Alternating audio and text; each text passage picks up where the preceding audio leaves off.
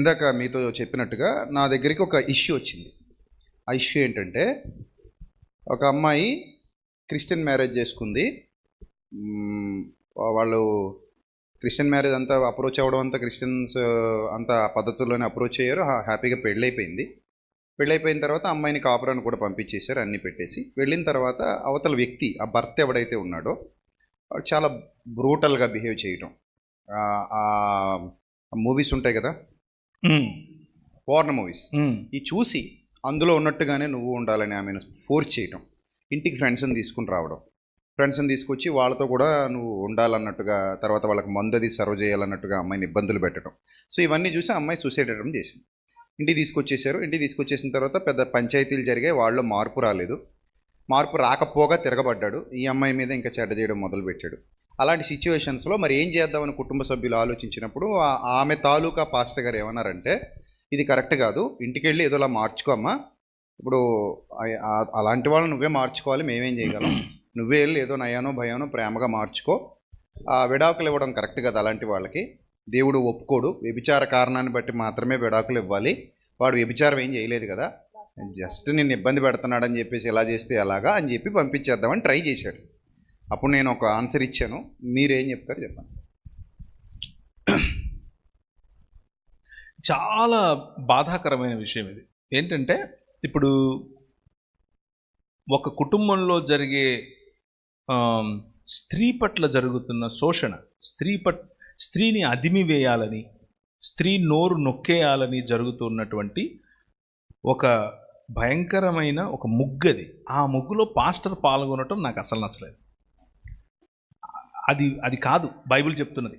Bible చెప్తున్నది దాని అర్థం అది కాదు. స్త్రీలు కూర్చున్నవారు మీ భర్తలను మార్చుకునే ప్రయత్నం మీరు చేయాలి. అందులో ఏ డౌట్ లేదు.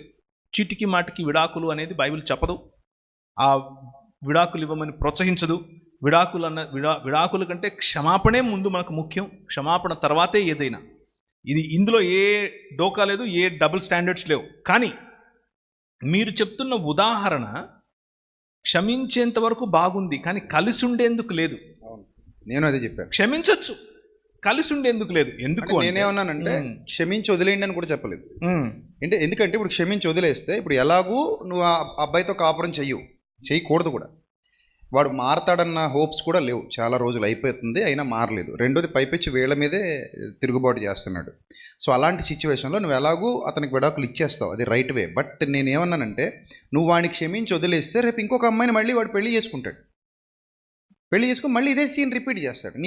నీ జీవితం ఎలాగైతే నాశనం అయిందో అలాగే ఆ అమ్మాయి జీవితం కూడా నాశనం అవుతుంది. కాబట్టి నువ్వు చట్టపరంగా వెళ్ళి అతనికి శిక్ష. క్షమాపణకు చట్టానికి సంబంధం లేదు. క్షమాపణ హృదయానికి సంబంధించి. అవును, చట్టపరంగా వెళ్ళంది విడాకులు జరగవు.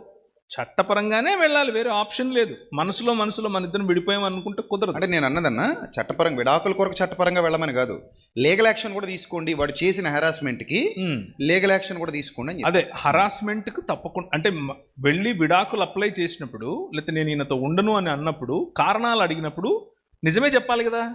ఇదే చెప్పాలి, ఉన్నదిన్నట్లే చెప్పాలి. అబద్ధం చెప్పాల్సిన అవసరం ఏంటి? ఉన్నదే చెప్పాలి. ముఖ్యంగా మీరు చెప్తున్న కారణాలలో ఒకవేళ, అంటే జనరల్గా, నేను బ్లాంకెట్ స్టేట్మెంట్స్ చెప్పట్లేదు, జనరల్గా పురుషులను ఇంటికి తీసుకొచ్చి మత్తులో ఉన్నప్పుడు తన భార్యను పరాయి పురుషుడితో పడుకోమని చెప్తున్నాడంటే నంబర్ 1. నంబర్ 2, ఇంతకుముందు మీరు నాకు ఇచ్చిన డీటెయిల్స్ ప్రకారంగా తన భార్య ఒంటరిగానో బట్టలు మార్చుకుంటున్నప్పుడు, వాష్రూమ్లో ఉన్నప్పుడు ఫోటోలు తీసి తన ఫ్రెండ్కి పంపిస్తున్నాడు అని అంటే, అలాంటి వాళ్ళు జనరల్గా సైకలాజికల్గా, అంటే కొద్దో గొప్ప నాకు అందులో ప్రవేశం ఉంది కాబట్టి చెప్తున్నాను, వారు దాన్ని ఏమంటారు, సహజంగా స్త్రీ పురుషులు కలిసేటటువంటి విధానంలో కాకుండా, పురుష సంయోగులు ఏ విధంగా అయితే ఒకరికొకరు దగ్గర అవుతారో లైంగికంగా, ఆ విధంగానే స్త్రీతో కూడా లైంగికంగా దగ్గర అవటానికి ప్రయత్నం చేస్తారు. ఇది సైకలాజికల్గా ప్రూవెన్. అంత మాత్రమే కాదు, అలా జరుగుతోంది, ఫోటోలు పంపిస్తున్నారు అనంటే అతను కూడా ప్రాక్టికల్గా స్త్రీ కంటే ఎక్కువగా పురుషులకే ఆకర్షితుడు అవుతున్నాడు. దాని అర్థం అది. సో పురుష సంయోగిగా ఉన్నటువంటి పురుషుడు మీరు ఏదైతే కారణం చెప్తున్నారో, అంటే వ్యభిచారం తప్ప, ఇతను ఆల్రెడీ అందులో ఉన్నట్లే. అవును, ఇది ఇది ఇది ప్రూవ్ అండ్ ఫ్యాక్ట్. 100 తీసుకుంటే 100లో 99 ఇవే ఉంటాయి కేసులు. అవును. సో ఒకవేళ ఇది లేకపోయినా శాడిజం అనేది, సేడిజం అంటే మనిషిని కృంగదీసి పశువులాగా చూడటం. అది ఇందులో కొన్ని సిగరెట్లతో కాల్చే శాడిస్టులు ఉంటారు. అది ఫిజికల్ అబ్యూస్. ఇప్పుడు మీరు చెప్తున్నది సెక్షువల్ అబ్యూస్. అవును, హెరాస్మెంట్ ఉంటది, చాలా దారుణం కొడతారు. అవును, జుట్టు పట్టుకుని ఈడ్చుకుపోతుంటారు, పీక నొక్కేస్తుంటారు. ఇలాంటివి చేసేవాళ్ళు కూడా కొంచెం కొంతమంది ఎమోషనల్ అబ్యూస్ చేస్తారు. కొంతమంది పిల్లలు వాళ్ళను కూడా జీవితాంతం కూడా సప్రెస్ అవుతూ ఇలాగే బతకాలి. అవసరం లేదు, కరెక్ట్ కాదు కదా. అవసరం లేదు, బైబిల్ అలా చెప్పదు. మీకు విడాకులు ఇష్టం లేకపోతే విడాకులు తీసుకోకండి. మీకు విడాకులు వద్దు, విడాకులు తీసుకోకండి. కానీ బలవంతంగా ఆయనతో బ్రతకాల్సిన అవసరం లేదు. అలాంటి లేనే లేదు. ఫిజికల్ హెరాస్మెంట్ కాకుండా చాలా మంది మాటలతో హెరాస్ చేస్తారు, అనుమానంతో హెరాస్ చేస్తారు. అలాంటి కేసెస్ కూడా ఇందులో యాడ్ చేసుకోవచ్చా? అంటే బ్లాంకెట్స్, అందుకే నేను ఇంత ముందే చెప్పాను, బ్లాంకెట్ స్టేట్మెంట్ కాదు ఇది. అంటే అందరికీ అన్ని చోట్ల అన్నిసార్లు వర్తించేది కాదు ఇది. సిచ్యువేషన్ చూడాలి, కేస్ బై కేస్. ఇప్పుడు ప్రవీణ్ అని వచ్చాడండి, ప్రవీణ్ అని చెప్పి వెళ్ళాడు, కానీ నా మొగుడు నన్ను ఇలా ఓరగా చూస్తున్నాడు, అనుమానంగా ఉంది, తలాక్ తలాక్ తలాక్, అది కుదరదు. అది కాదు, that is not what I'm saying. అది మనకు లేదు, ఆ స్వాతంత్రం మనకు లేదు. మనకు క్షమాపణ ఉంది, వాళ్ళని కట్టుకోవటం ఉంది, వాళ్ళని నిలబెట్టడం ఉంది. అదంతా మనకు బైబిల్ నేర్పుతున్నటువంటి పద్ధతి. So use a pinch of salt. అంటే ఒక ఏది చాలా ఉధృత స్థాయిలో ఉంది, నిజంగా దీన్ని తట్టుకోలేను నేను అనేటువంటి స్థితికి వెళ్తే అటెంప్ట్ 3 or 4 రికన్సీలియేషన్ ప్రాసెసెస్. అంటే పెద్దలను కూర్చోబెట్టడం, మాట్లాడటం. If you see something, say something. మీరు ఏదైనా చూస్తున్నారా, నోరు విప్పి మాట్లాడండి. స్త్రీలు అయ్యో నేను మాట్లాడితే ఏమైపోతుందో, అయ్యో ఆయనకు చెడ్డ పేరు వస్తుందేమో, అయ్యో పరువు గిరువు ఇవన్నీ పక్కన, ముందు మీ గురించి మీరు మాట్లాడాలి, మిమ్మును మీరే కాపాడుకోవాలి. ఇది ఒక గోల్డెన్ రూల్, గుర్తుంచుకోండి. మీరు దేవుని స్వరూపము, దేవుని పోలిక. మీ ఆయన వచ్చి రోజు బాధేసుకొని పోవటానికి మీరేమన్నా దాని ఏమంటారు, బానిసలు కాదు. No, open your mouth and speak. మీరు చెప్పాలి. చట్టాలు మీ వైపు ఉన్నాయి, పోలీసులు మీ వైపు ఉన్నారు, సమాజం మీ వైపు ఉంది. సో నీ భర్తగానే ఆయన ఎంచండి, మేము కాదనట్లేదు. కానీ రోజు తన్నులు తినేందుకు మీకు హక్కు లేదు. యాక్చువల్గా మీ పైన మిమ్మల్ని మీరు అబ్యూస్ చేసుకునే హక్కు మీకు లేదు. ఎందుకంటే యు బిలాంగ్ టు గాడ్, మీరు దేవుని సొత్తు. సో ఆ మైండ్ఫుల్గా ఉండండి. రైట్ అన్న. ఇంకొకటి ఏదైనా చూస్తే మాత్రం ఇది చాలా ఇంపార్టెంట్, మళ్ళీ నొక్కి చెప్తున్నాను. If you see something, say something. మీ పొరుగింట్లో అలాంటి అబ్యూస్ జరుగుతూ ఉంటే మీరు మాట్లాడండి, అది మీ బాధ్యత. క్రైస్తవరాలుగా మీ బాధ్యత, మీ రెస్పాన్సిబిలిటీ.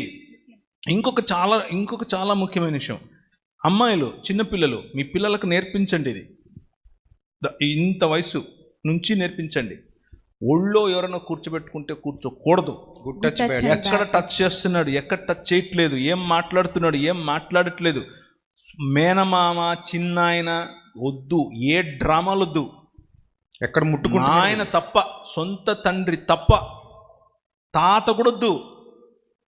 ఏంటి వీడు ఇలా మాట్లాడుతున్నాడు అనుకుంటున్నారా? నాకు అనుమానం ఏమీ లేదు, నేను అనుమానం పిశాచినేమి కాదు. కొన్ని కేసెస్లో తండ్రిని కూడా నమ్మలేని పరిస్థితి.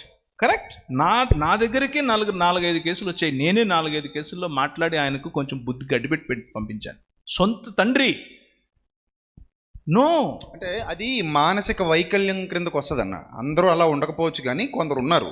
అది మానసిక వైకల్యం. అలాంటప్పుడు ఆడపిల్లలకు మనం జాగ్రత్తలు చెప్పి మిమ్మల్ని ఎక్కడ ముట్టుకుంటున్నారు, ఎవరు ముట్టుకుంటున్నారు, ఏ విధంగా చూస్తున్నారు, ఏ విధంగా మీతో మాట్లాడుతున్నారు, ఇవన్నీ చిన్నప్పటి నుంచి కూడా మనం వాళ్ళకి దాని ట్రైనింగ్ ఇవ్వాలి. ఇక్కడ ఒక చిన్న కేసు చెప్తాను. ఇది మానసిక వైకల్యం ఒకరోజు వచ్చేది కాదు, మనము పెంచి పోషించేది. మనం పెంచి పోషించే వ్యవస్థ. మీ పిల్లలకు మీరు ఇది చెప్పకపోతే ఆడపిల్లలకు ఇది చెప్పకపోతే, ఇది ట్రైనింగ్ చేయకపోతే, మా అన్నే కదా, మా బావే కదా, మా మామే కదా, మా చిన్నాన్నే కదా అని వాళ్ళకి తెలీదు. వాళ్ళకి తెలియకుండా అవతలి వాడికి చోటిస్తారు. అంతా అయిపోయిన తర్వాత మనము ఏడుస్తూ కూర్చోవటం కంటే మొహమాటం. మీరు కుక్కలు పెంచుకోండి ఇంట్లో, పర్లేదు. పిల్లులు పెంచుకోండి, పర్లేదు. పాములు పెంచుకోండి, మొహమాటాలు పెంచుకోబాకండి. దానివల్ల ఎవడికి లాభం లేదు. డైరెక్ట్గా చెప్పండి. అది పాము కంటే ప్రమాదం, చాలా ప్రమాదం. పాప పెద్దగా అవుతుంది, దూరంగా ఉండండి, డైరెక్ట్గా చెప్పండి. ఏంటి తప్పు? అవసరమైతే ఇంటికి రావద్దని కూడా చెప్పొచ్చు. 100% చెప్పండి. పాప పెద్ద అవుతుంది, కొంచెం దూరం ఉండండి.